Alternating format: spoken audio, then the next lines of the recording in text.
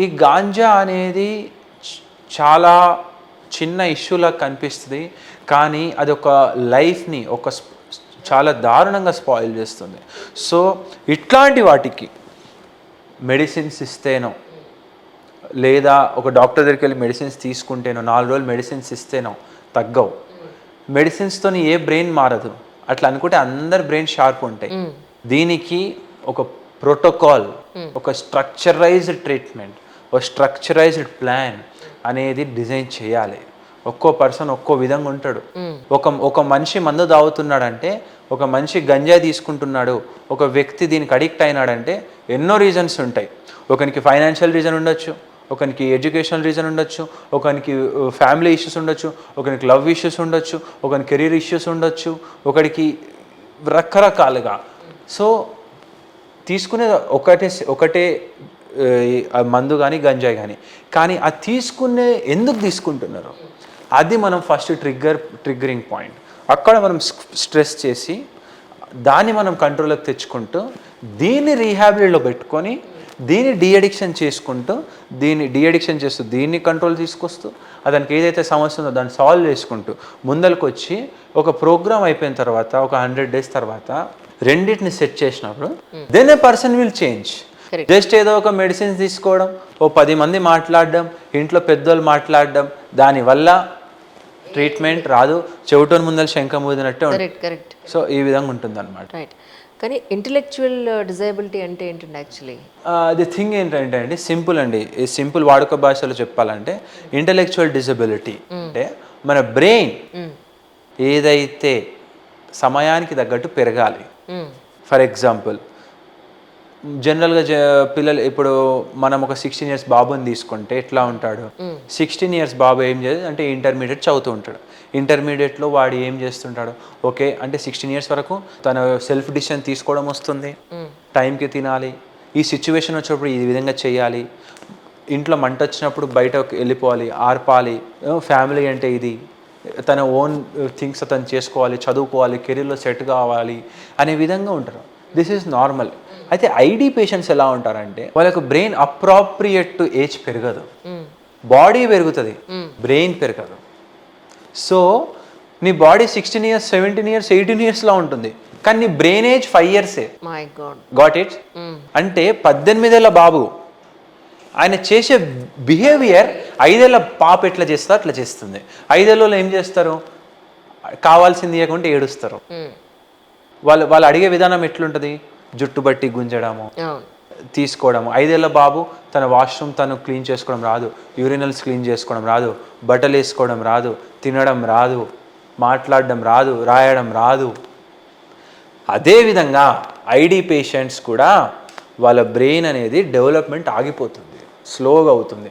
So physical age పెరుగుతుంది కానీ brain age పెరగదు. సో ఎప్పుడైతే ఫిజికల్ ఏజ్ పెరుగుకుంటూ బ్రెయిన్ ఏజ్ అదే విధంగా ఉంటుందో అప్పుడు ఇంటెలెక్చువల్ డిసబిలిటీ అంటాము. సో వాళ్ళు 16 years ఉన్నా వాళ్ళ brain 5 years.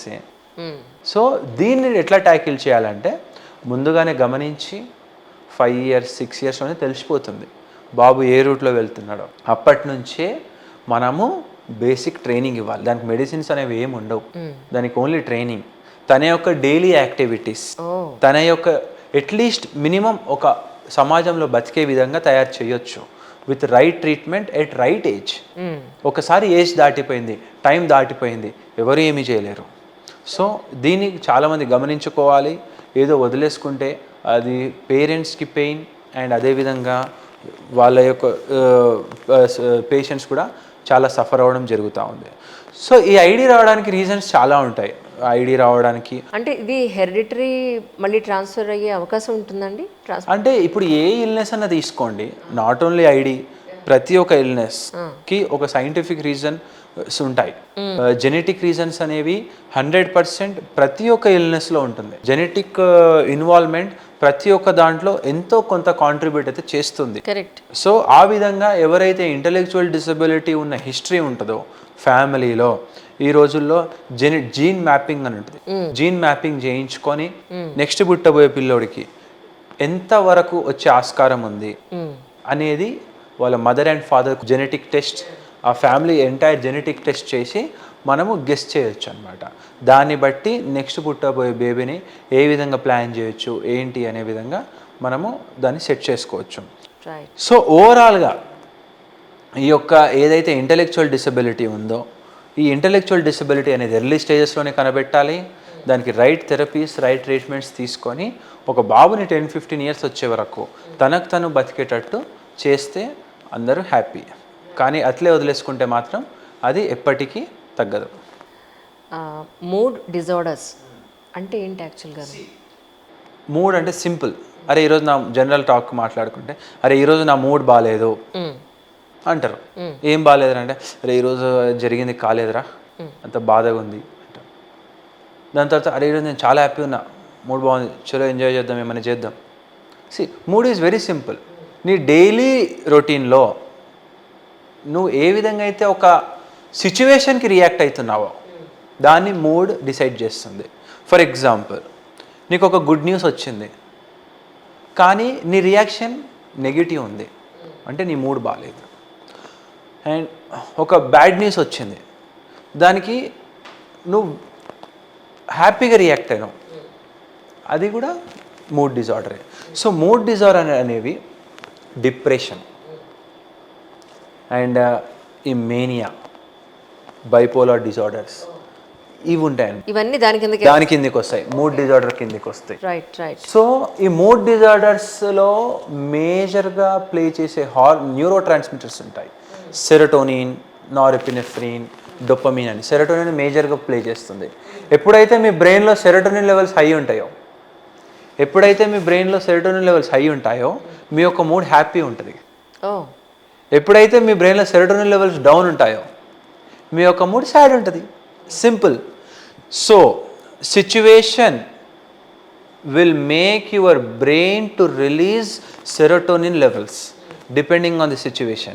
If a situation is happy, your brain will percept that your brain అనుకుంటుంది ఓకే ఇది హ్యాపీ సిచ్యువేషన్, సెరోటోనిన్ ఎక్కువ వదులు, హ్యాపీ అవుతుంది. ఎప్పుడైతే సిచ్యువేషన్ బ్యాడ్ ఉంటుందో మీ బ్రెయిన్ అరే ఇది సాడ్ సిచ్యువేషన్, సెరోటోనిన్ డౌన్ చేయి, అప్పుడు బాధపడతారు. సో ఇది జనరల్ కండిషన్లో ఎవరికన్నా ఒక లెవెల్ వరకు డిప్రెషన్, ఎవరికైనా ఒక లెవెల్ వరకు బాధ, సంతోషం అనేది కామన్. కానీ ఈ డిజార్డర్స్ ఫ్లక్చువేట్ అవుతూ ఉంటుంది. అదే అంటున్నా, ఈ డిజార్డర్స్లో హ్యాపీగా ఉండాల్సిన టైంలో నవ్వినా, నవ్వాల్సిన టైంలో ఏడ్చినా అది చాలా మెంటల్ కండిషన్. సో నేను అదే అంటున్నా, ఎప్పుడైతే ఇప్పుడు డిప్రెషన్ అనేది ఏంటంటే అకార్డింగ్ టు ది బుక్స్ ఒక మనిషి 14 రోజులు పర్సిస్టెంట్గా బాధతో ఉంటే డిప్రెషన్ డయాగ్నోస్ చేస్తాం. పర్సిస్టెంట్గా అంటే 14 ఒక సిచ్యువేషన్ వచ్చింది 14 డేస్ తర్వాత కూడా పర్సిస్టెంట్గా బాధతో ఉంటే డిప్రెషన్ అనేది మనం డయాగ్నోసిస్ ఇస్తాం, చేయడానికి ఆస్కారం ఉంటుంది. సో ఈ డిప్రెషన్లో ఎలా ఉంటుందంటే సెరోటోనిన్ లెవెల్స్ చాలా డౌన్ ఉంటుంది. సో ఎట్లా అంటే ఎనిహోడైనియా, ఆనందం ఉండదు. ముందు ఒక సినిమా చూస్తున్న వాళ్ళ కుక్క పిల్లని చూస్తున్న వాళ్ళ అమ్మని చూస్తున్న వాళ్ళ నాన్నని చూస్తున్న హ్యాపీగా ఉండేటోళ్ళు కూడా ఇప్పుడు హ్యాపీ ఉండరు. ఆకలి వెయ్యదు, body pains, headache, tension, future నమ్ముంటుంది, ఏమి చేయాలని ఉండదు, ఎనర్జీ ఉండదు. అండ్ డిప్రెషన్లో సివియర్ స్టేజ్ ఉంటుంది. సివియర్ డిప్రెషన్ విత్ సైకోసిస్. సివియర్ డిప్రెషన్ వెళ్ళేసి సైకోటిక్ పిక్చర్ కూడా అటాక్ అయిన వాళ్ళు ఉంటారు. సివియర్ డిప్రెషన్లో సూసైడల్ అటెంప్ట్స్. నేను ఒక కేసు చెప్తాను. One of the patient is already diagnosed with depression, classical depression. ఏమైందంటే అతనికి వాళ్ళ ఫ్రెండ్స్ కంటిన్యూస్గా చనిపోయినారు. ఎవ్రీ 1 year, లాస్ట్ ఇయర్స్ నుంచి ప్రతి ఇయర్ ఫ్రెండ్స్ చనిపోతూ వస్తున్నారు, క్లోజ్ ఫ్రెండ్స్. అతనికి సివియర్ డిప్రెషన్లోకి వెళ్ళినాడు. అతను ఏం చేసిండంటే బ్లేడ్తోని కట్ చేసుకొని బాత్రూంలో కూర్చుంటే వాళ్ళ మమ్మీ బాత్రూమ్ నుంచి బ్లడ్ లీక్ అవుతుంటే చూసింది. ఏంది బ్లడ్ వస్తుందని చెప్తే వెంటనే డోర్ బల కొడితే వాడు అట్లే కూర్చున్నాడు. Oh my god, oh my god, చాలా బ్లడ్ పోయింది. అప్పుడు హాస్పిటల్ తీసుకొచ్చినప్పుడు ఏంది ఎందుకు ఇట్లా చేస్తున్నావు అంటే మా ఫ్రెండ్స్ చనిపోయినారు, నాకు బతకాలని లేదు. హోప్స్ లేవు. కానీ వేరే అందరూ అట్లా చేస్తారని కాదు. So depression is a disorder, depression is an issue and దానికి మెడికేషన్స్ ఉన్నాయి. సివియర్ డిప్రెషన్ నుంచి బయటికి వచ్చి బతికి అద్భుతంగా రాణించే వాళ్ళు ఉన్నారు. సివియర్ డిప్రెషన్లో సూసైడ్ చేసుకుని ఎంతోమంది చనిపోయిన వాళ్ళు కూడా ఉన్నారు. So depression is the silent killer and ఈ రోజుల్లో very common it is. Due to the increased pressures, peer pressures. ఈ రోజుల్లో ఎందులో కాంపిటీషన్ లేదు చెప్పండి? టీ కొట్టు వాడి దాంట్లో కూడా కాంపిటీషనే, పెద్ద బిజినెస్లో కూడా కాంపిటీషనే, ఎడ్యుకేషన్లో కాంపిటీషన్, ఆటో వాళ్ళ దగ్గర కూడా కాంపిటీషనే, ఎక్కడ చూసిన కాంపిటీషనే. ఇంత కాంపిటేటివ్ వరల్డ్లో బయటపడాలి, ఎదగాలి అంటే నువ్వు చాలా స్ట్రాంగ్ ఉండాలి, నీ యొక్క బ్రెయిన్ చాలా పాజిటివ్ ఉండాలి. చిన్న వాటికి కూడా డెలికేట్గా ఉండి, ఎప్పుడైతే ఆ డిప్రెషన్ అటాక్ అవుతుందో అది నిన్ను సైలెంట్గా కిల్ చేసేస్తుంది. సో దీన్ని ప్రతి ఒక్కరు అబ్జర్వ్ చేయాలి. ఎప్పుడైతే మీరు 14 days కంటిన్యూస్గా లో మూడ్ ఉంటుందో, డైలీ యాక్టివిటీస్ మీద ఇంట్రెస్ట్ ఉండదు, సో డిప్రెషన్ రావచ్చు. వాటిని 100% మినిమం స్టేజ్లోనే కట్ చేసుకోవాలి. ముదిరింది అనుకోండి, అది చాలా ఇబ్బందిగా గురి చేస్తుంది.